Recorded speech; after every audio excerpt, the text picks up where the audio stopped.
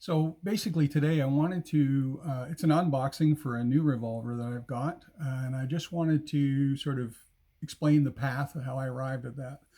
First of all, when I got my restricted endorsement for my gun license, I really hadn't thought about what I wanted for a revolver. I had some ideas, but didn't really have any direct experience except from my military days, and fired guns belonged to other people. Eventually, I arrived at the idea that I'd like to get a revolver. And then as I looked at it and watched some videos and stuff like that, and in particular watching videos by a gentleman by the name of, has a YouTube video site called Cap and Ball.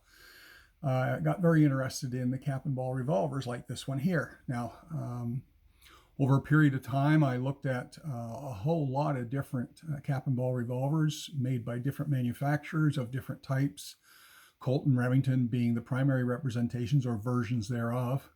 And I eventually settled on this gun, which is a Uberti, but it's been imported by Cimarron to their specifications. And I found in my overall sort of testing of what I liked and didn't like that I found that the fit and finish of these Cimarron Ubertis were sort of what I was looking for. And so that's how I wound it.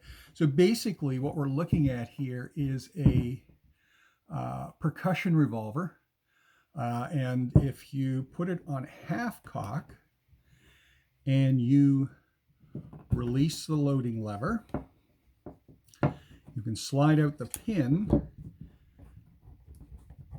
and remove the cylinder. So basically this is the percussion end. You load your powder and your bullet and your wad, you put it back in and you're off to the races. The one thing I found out, unfortunately, was that the first winter, I joined a local indoor range. They weren't a big fan of firing percussion revolvers indoors, black powder percussion, or any kind of percussion revolvers indoors because of the dealing with the smoke and everything else. So that kind of left me in a bit of a quandary until I came across conversion cylinders. So basically what a conversion cylinder is, and there's a half a dozen, at least two different manufacturers that I have experience with, Kirst and Howell. I originally had a Kirst, but it was secondhand and I wasn't really happy with the fit and everything else. So then I decided that I would try the Howells. So basically what I have here is, this is the Howell 45 Colt conversion cylinder for the 1858 Uberti Remington. Basically you can see, or I hope you can see, that there's a pin hole and it lines up with this pin here, and you just put it on like that once you've loaded it. Now please note that the shells you saw in there are snap caps, so the gun is not loaded in any real sense of the word, and each of the cylinders has their own firing pin in this design. So then basically what you need to do is you need to just basically replace the cylinder the same way you would the regular percussion cylinder, and slide the pin back in, put the mount in, and now you have a gun that fires 45 Colt, so I can use it at the indoor ranges and stuff like that. And that was good for a while, but loading and reloading can be a bit tedious. Now, that said, there are versions of these reloading cylinders that have gates. The only thing is you have to then grind out a chute so that you can access the gate to load the cylinders. And I really didn't want to do that with these guns, so that's why I went for this version. But then I really sort of, I liked it, but I didn't like it. But I really like the feel of this style of gun. So the idea was that I would try and find something that would emulate this. And I found the 1875 Remington single action revolver, which is what we're going to be doing unboxing shortly. So I'm just going to put this away for now, and I'll bring out the what they call the 1875 Outlaw. So this is a single action revolver. It was brought out by Remington in somewhere around 1875. Basically, people disagree on it. What it's most noted for is apparently in its day, it was quite popular with a number of,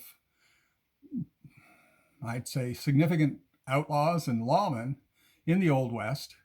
Now, the original gun was only ever chambered in 45-40, 44-40, I'm sorry. It was never chambered in 45 Colt when it was originally built.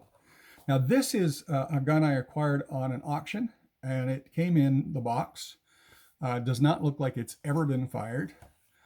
Still has all the original packaging and everything else.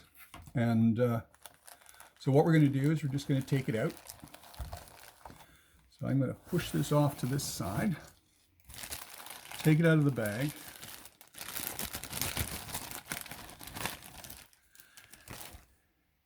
So the issue with, or not the issue, I should say, but the concern here was that there was a number of issues with the, shouldn't say number of issues. I'm not a fan of the chrome finish or stainless steel or whatever it's called, but the gun came at a really excellent price. So really could not argue with the fact that it didn't have the finish that I liked. Has a nice little lanyard here on the butt, and in these faux ivory handles. And it's basically has the same functionality as a single action revolver. So if I flip it over on this side, you can see it has an ejector.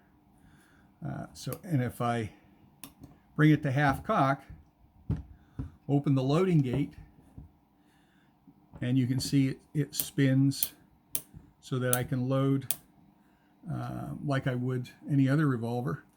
And it has the ejector mechanism as well. So you can see it looks very similar to my 1858 Remington percussion revolver. Barrel length's the same. The weight approximates the same, obviously, with the bullets in it. It's going to be a little heavier.